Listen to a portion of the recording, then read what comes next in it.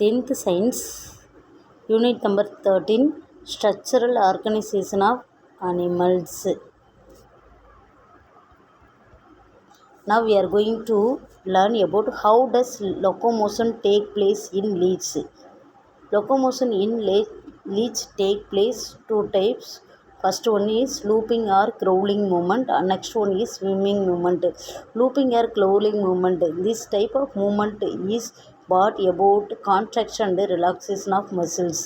Looping மூமெண்ட்டில் என்ன நடக்கும் அப்படின்னு பார்த்தோன்னா, லீச் வந்து கான்ட்ராக்ஷன் அண்டு ரிலாக்ஸேஷன், தசைகளின் சுருக்கம் தசைகளின் நீள்தல் மூலமாக ஒரு இடத்துலேருந்து இன்னொரு இடத்துக்கு மூவ் ஆகுதுன்னு சொல்லியிருக்காங்க.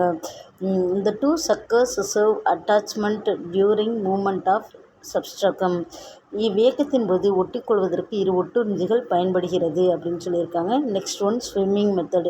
Leech swimming very actively and perform undulating movement in water. அட்டையானது நீரில் மிகுந்த செயல்வேகத்துடன் நீந்தி அலை இயக்கத்தை மேற்கொள்கிறது. This is looping method.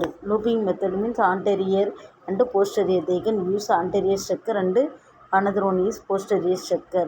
This is relaxation movement. This is contraction movement. This is relaxation movement. First one is relaxation and contraction method. This is looping method.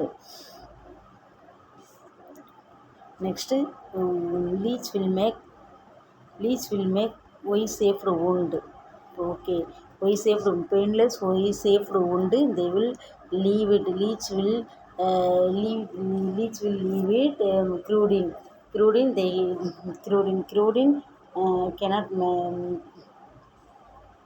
க்ரூடின் என்ன பண்ணாது அப்படின்னா, நம்மளோட பிளட்டை வந்து உறைய விடாமல் இருக்கும். உறைய விடாமல் இருக்கிறதுக்கு வந்து அதுக்கு ஒரு பாசிட்டிவாக இருக்கும். என்ன பண்ணோம் அப்படின்னா, நம்மளோட பிளட்டை வந்து ஈஸியாக செக் பண்ணுறதுக்கு வந்து உதவும். எதுக்கு அப்படின்னு பார்த்தோன்னா, லீச்க்கு வந்து உதவும். சேஃப் உண்டு. This is leech.